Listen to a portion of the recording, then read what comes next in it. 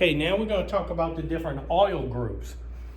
On 241 it says, oils fall into three basic groups: mineral, animal, and vegetable. The three groups of minerals are paraffinic, naphthenic, and aromatic. Of the three mineral groups, you have synthetic oils called glycols, esters, and alkylbenzenes. And that's where we're going with the refrigerants. HCFC blends, which by now you should know which one that is because you've had a few days to study this. Those work best with alkylbenzene oil. Okay? Minerals do not mix completely with HCFC-based refrigerant blends, which soluble with minerals up to a 20% thing. PEG oil is what they use for automotive. Ester-based oils are synthetic blends. Check this out for ester-based. They are wax-free and are used with HFCs like 134. They're similar in the way they work with R12. However, R12 systems do not, the 134A, if you try to put that in a R12 system, it cannot tolerate the oil that was in that system. Very important to remember, it's costly to change a car over or a refrigerator. Not more than 1 to 5% can be left in the system. That's very important to remember. Okay, and then POE oil is what we use for air conditioning systems, depending on the change and who uses it. Now, we'll tell you this. This is an easy way to kind of remember this on this chart. Okay, notice CFC oils, mineral and alkylbenzene. Okay, you got that? HCFCs, now remember this was R12 and things. R22 in that uses this, same thing. Now your modern refrigerants, 134A and 410A,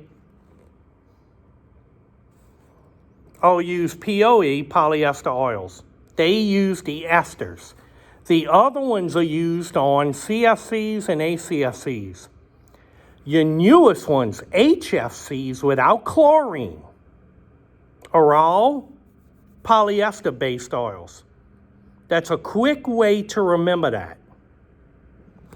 Now, there's a video on here I want you to watch. And it's very important you watch this video.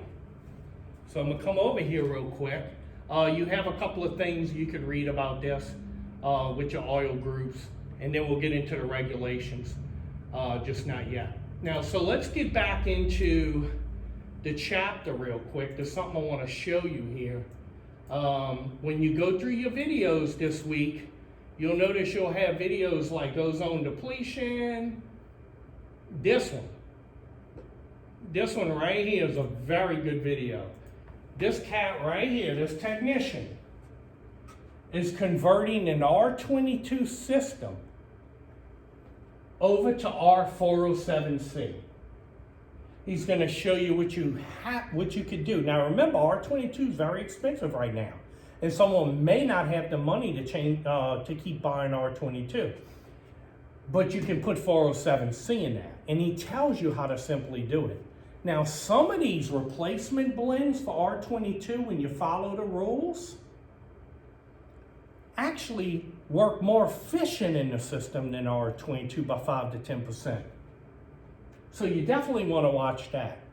Like right here, he's showing you, I'm pouring the oil out of the compressor because I need to put the new oil in the compressor. So how do I know how much I took out to put in? Well, you know what he does?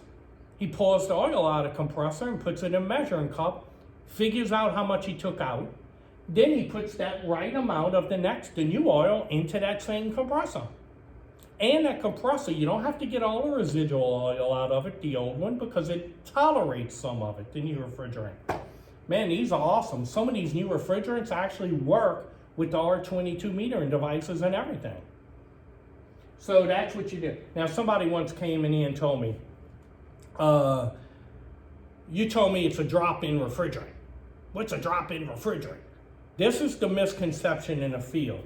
Very important, and you need to learn this. Drop-in does not mean 410A is a drop-in for R22. I can just add it to R22 system. You will screw the pressures up, and until you get that contaminated mix out, it will not cool right. You will lose capacity to cool.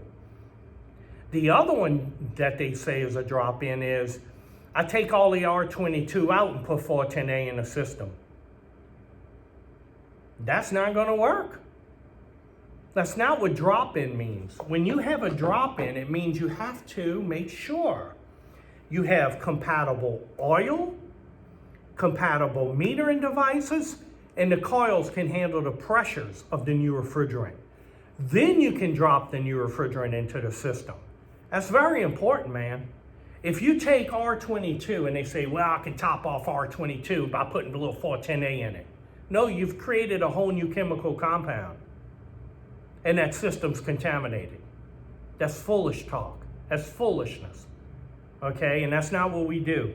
We're trained techs and we know better. Now, next we'll cover regulations and the difference between recover, recycle, and reclaim.